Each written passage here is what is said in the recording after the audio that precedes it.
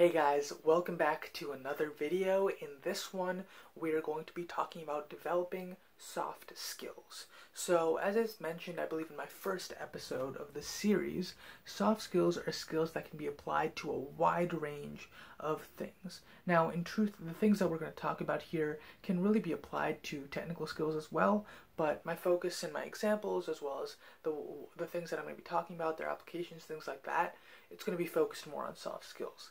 So, as I said before, a soft skill can apply to any job opportunity that you might have, or a wide net of them at least, right, across different disciplines, and it's basically like a skill that can apply to a wide range of things. One of these would probably be time management as a very good example, and that can be applied to pretty much anything that you ever do in your life. Now, some other examples of skills that are soft skills that I have here are leadership, clear communication, self-confidence, patience, and a growth mindset. Now, this is just a couple of the ones that I found when I was searching through online, and I decided to list these for whatever reason, but there are a lot more. And it's anything that you can apply to a wide range of things. Now, and the only thing is, like, so long as they're not technical in nature, I mean, they wouldn't be considered a technical skill, but yeah, so that's what a soft skill is. Now, in my opinion, and I think this is pretty accurate, to be honest, a lot of soft skills are actually considered prerequisites to job opportunities and internship opportunities, or really any opportunity. And the reason for that is that what people are looking for when you're applying to any type of position is that you exemplify these specific qualifications, which are technical in nature usually. Now, on top of that, it's kind of expected that you are able to have strong teamwork skills, that you are able to communicate effectively, that you are able to manage your time, that you're able to juggle different projects. These are all prerequisites at this point, because without those skills, you won't be able to effectively integrate into an existing team, or really any team at all. You won't be able to work at any type of company, any type of position, if you are not able to effectively exemplify these different soft skills. And so now, how do you actually show other people that you are able to effectively use these different skills, and how do you even develop those skills to begin with? So that's really what we're going to be talking about here. So in order to develop those skills, right, what you have to do is understand exactly what you're trying to develop first off, right? So what you'll do is see, what are the areas that I'm lacking in, right? Do I not have that much leadership experience? Do I not have the best communication skills?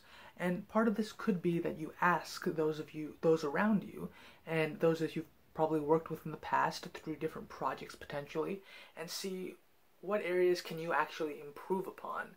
And a lot of the time, people will be willing to talk about that, right? And the main thing is, like, so long as you're receiving that feedback, it's not about taking that as an offense, but understanding that these are skills that you need to improve upon.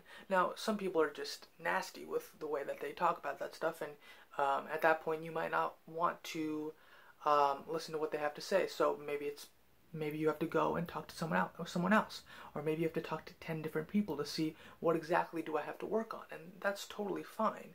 But the point is, use that along with maybe a bit of your own intuition, and think, over the course of the last couple of years, maybe I haven't had this type of experience, or I haven't really developed this skill as much as I would have liked. So now it's time that I focus on this. So you say, these are the maybe 2, 3, 5 skills that you want to improve upon over the course of the next 12 months, right? And so what you do is you set out for those goals. Exactly what do you want? What are the parameters of success? And the important thing is that if you have parameters that are specific enough for success, you also have parameters for failure. And it's important that you have parameters for failure, because that will push you to actually try much harder to not meet those failure parameters, right? Because you want to be successful in the things that you do. When you're super vague about exactly how much of an improvement you want in this particular field, well, you could say, um, communication or time management, better yet. Say that you want to do better at time management. Well, you open up Google Calendar, you put one thing in there, and then you never use it again. Well, I mean, you improved. You used that skill once. I mean, you tried something, right? But you didn't actually successfully do something with that. And it's not something that you've consistently developed over a long period of time. So you have to clearly show exactly what are the parameters of success. And there are things like if you say, okay, I'm going to have a Google Calendar schedule every single day for the next 12 months. Well, you might have a week where you're off, right? Maybe things go awry for whatever reason, right? And going super in detail for those and harping on that, that's not the big deal. The issue, the thing is that you want to be consistently over the course of those 12 months, those 6 months, that month, whatever it is, to actually be actively developing that skill. And so that takes a lot of dedication. You have to say, these are the skills that I'm developing, and these are the things that I want to do by the end of this period of time. Now, from there, you have to specifically say that these are the things that will take place over this week to show that skill.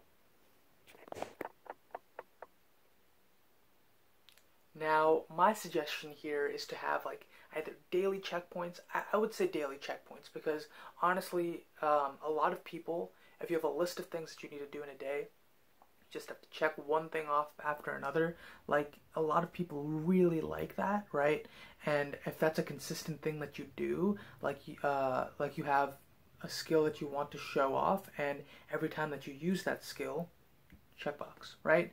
And then over the course of a week or a month, you can reflect and see, okay, what are the days that I missed, or what are the things that I did correctly, and things like that.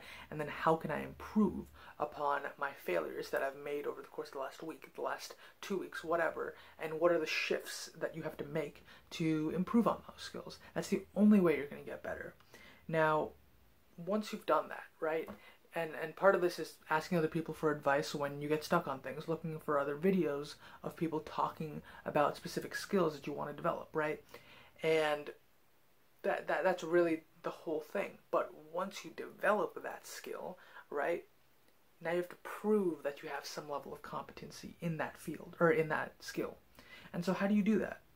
Well, you think back, okay, over the last 6 months, how did I show that I was a self-starter? I feel like this is something that I've brought up in the last couple videos, but how do you show that you are a self-starter? How do I show that I have that skill, that that I'm curious, that I'm inquisitive? These are all really fundamentally the same thing, right?